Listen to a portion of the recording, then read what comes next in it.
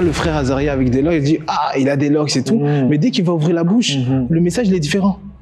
Et ça va me pousser à aller vers toi et dire « Regarde, c'est quoi en fait ?» C'est important d'agir de cette manière-là, tu vois. Mais c'est important de ramener ta personnalité que Dieu t'a donnée dans ça pour justement... Parce qu'il n'a pas fait ça pour rien quand même, tu vois. Dieu ne demande pas de suivre ça. Et il ne faut pas suivre ça pour impacter. Les gens ils disent « Oh, parmi les voleurs, je suis voleur parce que je veux les édifier. » Non, frère, on va t'arrêter bien comme il faut. Bandit, je suis bandit. Tu vois, la personne lui-même qui est bien plus, on va dire, prospère que moi, qui a bien plus de choses que moi, se dit, là, j'ai fait une bêtise parce que Azra est là. Et j'impacte, en fait. Et c'est ce que, en tant qu'enfant de Dieu, on est censé faire.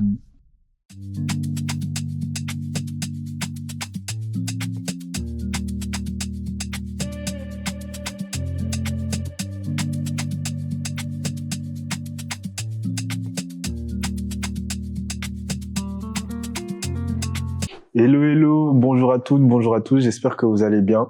C'est encore moi, Azaria, votre présentateur préféré. Et aujourd'hui, on se retrouve pour un nouvel épisode d'Écho de la foi. Et aujourd'hui, on a comme invité, vous le connaissez déjà, c'est toujours lui. En fait, il bouge pas. Et il est là, il peut se présenter lui-même, même si vous savez déjà. Bonjour à tous, bonjour la famille, c'est moi Azaria, a.k.a. AZ. On est là ensemble pour partager, pour discuter entre nous, comme on a l'habitude de le faire. Amen, amen, amen. J'espère que vous vous fatiguez pas trop de voir nos têtes, mais dès qu'on nous voit, en fait, c'est pour vous édifier et pour nous édifier nous-mêmes. Donc voilà, on va continuer, on va commencer. Donc aujourd'hui, on est dans un format un peu plus différent. C'est en fait un format où en fait on a reçu un thème. Et par ce thème-là, il y a aussi des questions qui ont été reçues et on va essayer d'y répondre à deux avec Azaria, comme ça pour voir en tout cas ce qu'on en pense et si nous-mêmes on a vécu certaines choses. Du coup, on peut remercier l'équipe technique parce que voilà, il y a du bon boulot. Donc le thème c'est comment affirmer sa nature de chrétien ou enfant de Dieu dans un monde qui ne croit plus. C'est en tout cas c'est une question qui est très intéressante je vais quand même introduire le sujet pour plusieurs, pour nous-mêmes d'ailleurs, et je vais introduire sur le verset dans Matthieu 10:33 où Dieu dit que si tu me renies devant les hommes, eh ben je te renierai devant le Père. Parce qu'en fait la chose qui est là, c'est que pour affirmer sa foi devant Dieu, eh ben il faut ne pas renier Dieu devant les hommes. Et il faut pouvoir en fait exprimer et expliquer en fait à plusieurs personnes. Des fois expliquer même c'est même pas trop nécessaire, mais il faut pouvoir savoir que les personnes autour de toi doivent savoir que tu es enfant de Dieu, que tu le dises ou que tu le dises pas. Il y a des choses que tu fais et il y a des choses que tu ne fais pas. Pas seulement parce que tu es dans une religion qui dit fais ci, fais ça, mais juste parce qu'en fait tu es conduit par l'esprit et l'esprit ne permet pas à ce que tu puisses faire n'importe quoi. Donc c'est un peu ça et on va rentrer dans le vif du sujet directement et on va partir sur la première question.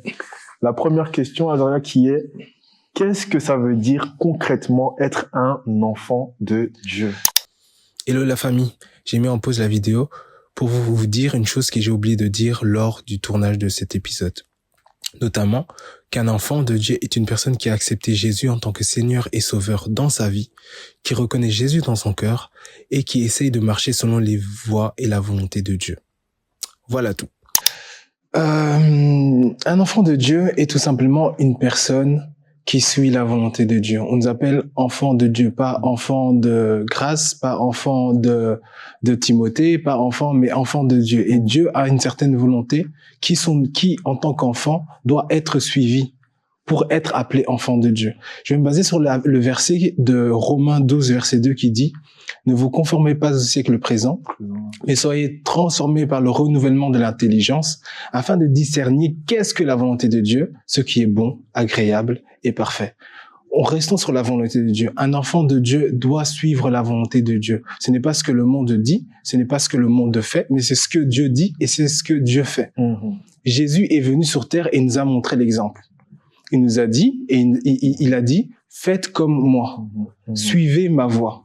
C'est pour cela qu'un enfant de Dieu doit regarder d'abord à ce que l'enfant, on va dire, parfait de Dieu qui est Jésus, a fait pour après le suivre. Et un enfant de Dieu, pour répondre à ta question, tout simplement, c'est une personne qui fait la volonté de Dieu. Ce que Dieu dit, c'est ce que nous faisons. En tant qu'enfant de Dieu, tu dois savoir suivre ça et faire exactement comme Jésus l'a fait. Et après, dans tout ça, Dieu nous a encore même aidé. Il a dit, en soi, je vous laisserai pas seul, t'as vu? Je vous ai envoyé Jésus, mais même après Jésus, il y a le Saint-Esprit qui est là. C'est ça. Tu vois? Du coup, un enfant de Dieu suit ce que le Père fait. Le Père nous a montré ce qu'il faisait de par Jésus. Maintenant, nous, qu'on a reçu le Saint-Esprit, on suit simplement la voie qui a déjà été tracée pour nous. Mais il y a un truc que tu as dit que j'aime beaucoup, c'est quoi? C'est t'as dit, ne vous conformez pas au siècle présent. Et ça, en fait, c'est au vu vraiment du thème qui est là, en fait, c'est vraiment quelque chose d'important parce que comment affirmer quelque chose qui est en dehors, en fait, du siècle présent, même si je suis sur la terre, mais je n'appartiens pas, en fait, à ces choses du monde. Yes. En fait, c'est quelque chose qui est obligé d'être évoqué, en fait, le fait de pouvoir, en fait, se dire que, en fait, ne vous conformez pas au siècle présent. Il y a trop de choses en ce moment qui font à ce que on se conforme au siècle présent, on fait certaines choses et tout. Mais il y a des choses que Dieu permet, en fait. C'est pas que tu dois être bloqué, tu dois être coincé, tu dois être, voilà, tu vois. Par exemple, là, moi, aujourd'hui, là, je te parle, j'ai des locks, tu vois. Peut-être quelqu'un va se dire, ouais, mais comment affirmer Christ et tout, alors que tu as des locks et tout, des trucs. Et, en fait, l'apparence, c'est quelque chose qui doit être travaillé. Je dis pas que ça doit pas être travaillé, c'est quelque chose qui doit être travaillé, bien sûr. Mais en fait, le contenu de ta personne, c'est la première chose, en fait, quand tu vas parler, qui va, en fait, refléter, en fait, ton image. Parce que c'est vrai, quand tu parleras pas, tu seras jugé d'une certaine manière. Tu vois, les gens vont dire que, t'es comme ci, t'es comme ça, et tout des trucs. Mais affirmer que tu es un enfant de Dieu, c'est par tes actes et par la manière, en fait, dont tu parles, tu vois. Est-ce que tu tolères, est-ce que tu ne tolères pas? Et à partir de là, en fait, peu importe comment t'es, bon, j'abuse dans le peu importe, faut pas non plus, voilà, mais tu verras que les personnes pourront dire que, ah ouais, lui, en fait, c'est vrai que nous, on est dans nos délires, mais lui, en fait, il a une autre vision de la vie, tu vois. Les gens le diront comme ça. Mais toi, entre toi et moi, on sait déjà que il parle de quelque chose de plus que tu as, et c'est cette chose-là, comme Azraël a dit, c'est le Saint-Esprit. Et c'est pour ça que c'est important et que j'ai beaucoup aimé ce qu'il a dit par rapport au fait de ne pas se conformer au siècle présent. Mais déjà, je vais te couper, mais par rapport à ce que tu viens de dire, tout simplement, toi, le fait d'avoir des locks et de dire, en soi, il a des locks et voilà, c'est pas vraiment se conformer. Moi, je dis que ce style de manière d'être, je vais dire ça comme ça, alors c'est une porte, en fait, que tu peux, par lesquelles tu les utilises pour impacter, gens, exactement. Tu vois, il y a Paul qui disait, parmi les Romains, je suis Romain. Parmi les, je sais pas, les quoi, je suis tel. Bon, après, parmi les voleurs, ne sont pas voleurs. Non, il faut pas. En soi, il faut montrer en soi ton identité en Christ, mais je dis que ça peut être une porte ça peut être une porte en soi que tu vas utiliser pour pouvoir prêcher et parler de Dieu, tu vois. Et cette porte-là, en fait, c'est vrai que par rapport au monde actuel dans lequel on vit, on voit certaines personnes qui ont ces choses-là. Mais moi, je mets dans la place d'un non-chrétien, d'une personne qui ne connaît pas Dieu. Je vois le frère Azaria avec des locks, je dis, il a des locks et tout. Mais dès qu'il va ouvrir la bouche, le message, il est différent. Et ça va me pousser à aller vers toi et dire, regarde, c'est quoi en fait? Tu vois? Et je pense que pour étudier ce truc-là de porte, pour pouvoir toucher les gens, c'est important de parfois se mettre et utiliser les moyens que ce monde propose pour pouvoir mais toujours faire la volonté de Dieu. Mais ce que tu dis, tu sais ce que tu dis, en vrai, c'est tellement profond que, en réalité, comme tu as dit, en fait, c'est un moyen. Exactement. Et la chose, c'est quoi? C'est que, en fait, Dieu, en fait, dans les caractéristiques qu'on donne de Dieu, on donne beaucoup de caractéristiques à Dieu, parce que Dieu est Dieu et Dieu est parfait, tu vois. Et dans une des caractéristiques que Dieu a, parmi les nombreuses qu'il a, c'est quoi? C'est que, Dieu, en fait, il est créatif. Yes. Et en fait, sa créativité, tu vois, à chaque fois quand on parle de la créativité de Dieu, on parle de, oui, tu vois, il a créé la terre et tous les trucs, ce qui est vrai, tu vois. Mais dans sa créativité, en fait, je te regarde, tu vois. Je regarde ta personnalité. Exactement. Tu vois, je regarde comment est-ce que tu t'habilles. Moi et Azaria, on s'habille pas de la même manière parce que, en fait, il y a des choses que lui, en fait, ça l'attire plus parce que Dieu a permis qu'il soit comme ça. Et ça fait que, en fait, c'est la beauté de Dieu. Parce que pour moi, je me dis, on n'est pas comme, en fait, on n'est pas des numéros. Par exemple, je dis, la crème Nivea, on va dire, par exemple. La crème Nivea, la production, c'est quoi? C'est qu'on fait la même bouteille, le même à l'intérieur, tu vois, il doit avoir un certain nombre, tu vois, c'est à un certain niveau, tout ça, et ils en font 1000 comme ça, tu vois. Après, ils notent 1, 2, 3, 4, 5, 7, 8, 9, 10. Mais en fait, nous, on n'est pas comme ça, tu vois. Nous, on est vraiment des personnes, on est uniques. Uniques. Et tu vois, on le voit même dans nos empreintes, en fait, tu vois. Pour rechercher quelqu'un, en fait, et tu vois la beauté de Dieu, en fait, tu vois, ça veut dire que même si toi, en fait, t'es dans une voie où, en fait, qui n'est pas, voilà, tu vois, parce que souvent quand on est en Christ, tu vois, on doit agir d'une certaine manière, et c'est important d'agir de cette manière-là, tu vois, mais c'est important de ramener ta personnalité que Dieu t'a donnée dans ça pour justement, parce qu'il a pas fait ça pour rien quand même, tu vois. Il t'a pas donné une personnalité pour rien, juste pour être comme ça et tout. Et voilà, non, Dieu m'a donné cette personnalité, mais à l'église, je dois être comme tous les autres. Mais alors, je vais être comme tous les autres. Mais c'est à perte, tu vois. C'est à perte, tu vois. C'est ça qui est dommage, mais on peut rentrer dans le sujet, rentrer. Et après, on sort même pour. Bon, je te coupe. J'allais dire pour pas te couper, mais je te coupe. Non, voilà. Mais dans tout ça, Dieu même est visionnaire, parce que dans tout ça, il va nous montrer même dans la parole comment utiliser les moyens que ce monde a créés pour pouvoir édifier de mon nom. La Bible dit dans un verset que vous serez mes témoins dans la Galilée, dans la Samarie et dans les extrémités de la terre. Maintenant, comment le faire? C'est pas qu'on va commencer à voyager, prêcher l'évangile. Maintenant, tu peux te connecter, tu mets YouTube, Facebook, Live Instagram, et tu communiques. Moi, il y a des moments où je suis édifié par des messages du pasteur Marcelo, qui est en Afrique. Tu vois? Du coup, il témoigne de par les réseaux. Et voilà, les réseaux sociaux c'est un moyen parmi tant d'autres où tu peux toujours édifier, impacter et faire parcourir, on va dire, le message de Dieu à travers le monde, tu vois. Du coup, en tant que enfant de Dieu ou chrétien, te dire, c'est vrai que je dois pas me conformer dans le siècle présent. Du coup, tout ce qui est révolution du monde, j'utilise pas parce que moi, je veux rester en mode très pieux, très truc. C'est pas ce que Dieu nous montre et nous demande de faire. C'est ça, tu vois. Franchement, comme t'as dit, en tout cas, moi, j'encourage vraiment quelqu'un à, en fait, à juste être la personnalité que Dieu veut qu'il soit.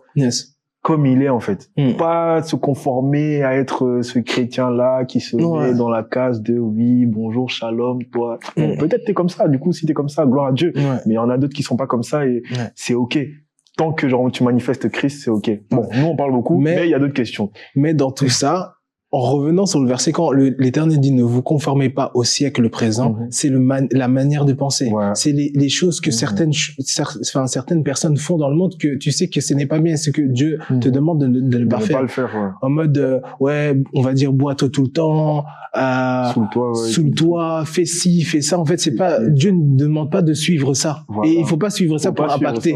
Les gens, ils disent, parmi les voleurs, je suis voleur parce que je veux les édifier. Non, frère, on va t'arrêter bien comme il faut. Je suis bandit. Tu vois? Du coup, c'est vraiment ça. Je suis charreau. Bref, c'est bizarre ça. Mais bon, il y a d'autres questions. Sinon, nous, on va trop parler. En plus, ça fait qu'une seule question et le temps il passe.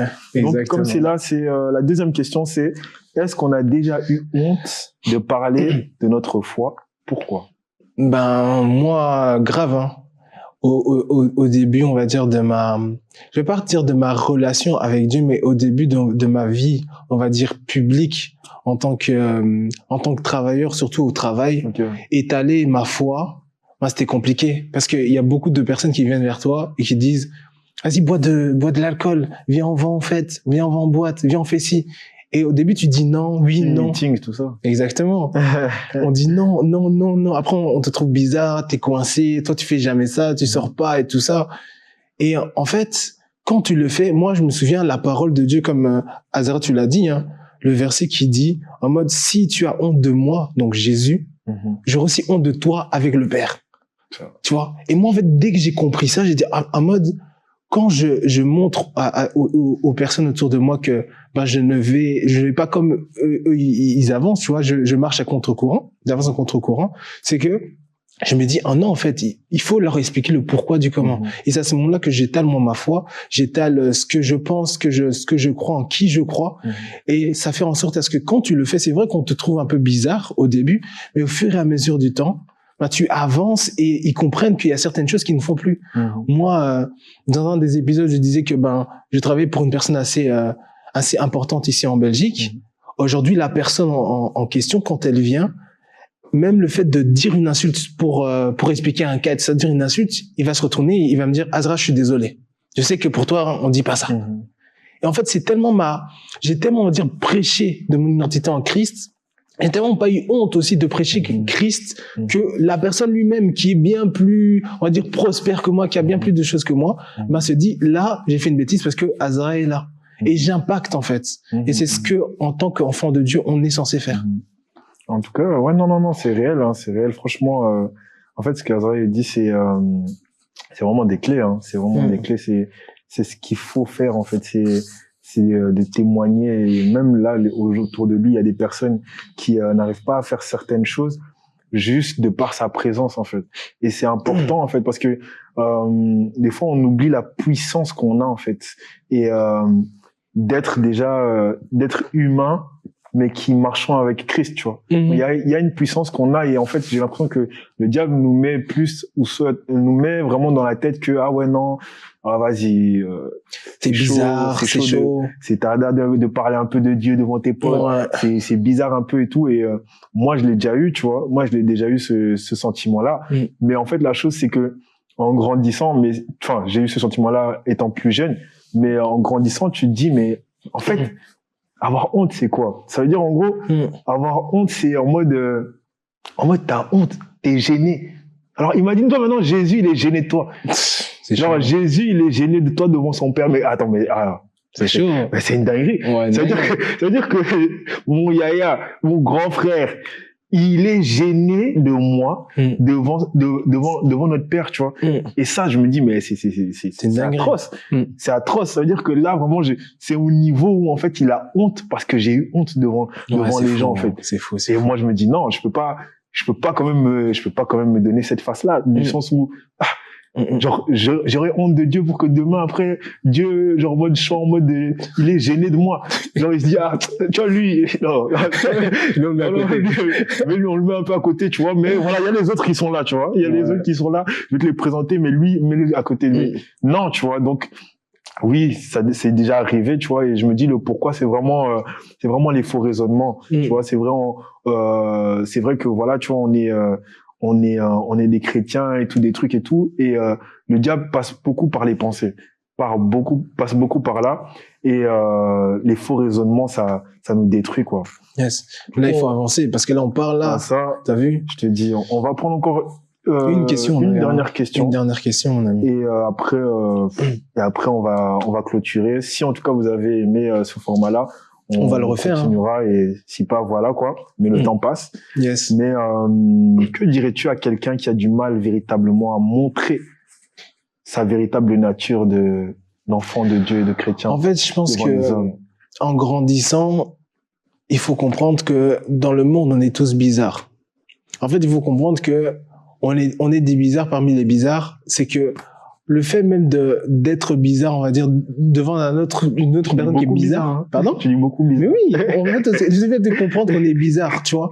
En fait, dès que tu comprends ça, tu comprends déjà que la honte, en soi, elle baisse, on va dire, au-dedans de toi. Et c'est le fait de parler en fait, toi, ils te trouvent bizarre, mais toi aussi, tu les trouves bizarres. Du coup, qu'est-ce qui va changer que tu dises, j'aime Dieu, j'aime pas Dieu, que tu dises, là, je vais prier pendant X temps. Tu vois, eux, ils font aussi X choses dans des choses bizarres et tout, mais pour toi aussi, ils sont bizarres. Du coup, maintenant, quand eux, ils ont un regard sur toi, tu vas dire, ouais, non, là, je fais pas parce que j'ai honte. Tu vois, on vit dans un monde où tout est bizarre, tu es bizarre, tu seras bizarre, ils te voient comme une personne bizarre, tu l'es. Moi aussi, je le suis, par la grâce de Dieu, et on avance, c'est tout, tu vois. Et je pense que dès que tu comprends ça, tu comprends en soi que tu ne dois pas avoir honte de toi-même, honte de qui tu es, tu vois. Parce que demain, si la chose que tu ne montres pas te permet de sauver la vie d'une personne, est-ce que tu veux pas le faire, tu vois? Et c'est vraiment ce que j'ai à dire à mon frère, à ma sœur qui regarde. Hein. Non, ouais, en tout cas, il a posé une très très bonne question, en tout cas qui conscientise et qui vraiment conscientise, c'est que si tu as la réponse à quelque chose qui peut sauver la vie de quelqu'un, est-ce que tu auras honte de le faire ou pas? C'est vraiment la question qui nous conscientise tous. Et en fait, moi je vais pas rajouter ce qu'il a à dire parce qu'il a vraiment dit les choses et il a posé une question tellement concrète que je pense qu'il va cogiter quand même dans l'esprit de tous, moi-même y compris. Et Et vraiment, je remercie Dieu en tout cas pour ce temps, pour les questions Yes. aussi qui ont été évoquées. On n'a pas su répondre à tout, mais je pense que si vraiment le format vous intéresse, on va continuer et on répondra à des questions encore plus concrètes, encore plus chaudes, encore plus hot take, tout ce que vous voulez. Et on répondra par la grâce de Dieu. Du coup, ce sera à la fin de l'émission. C'est la fin de l'émission. Je vous souhaite une excellente journée. Je sais pas, ou peut-être nuit. Je sais pas où est-ce que vous êtes, ou soirée.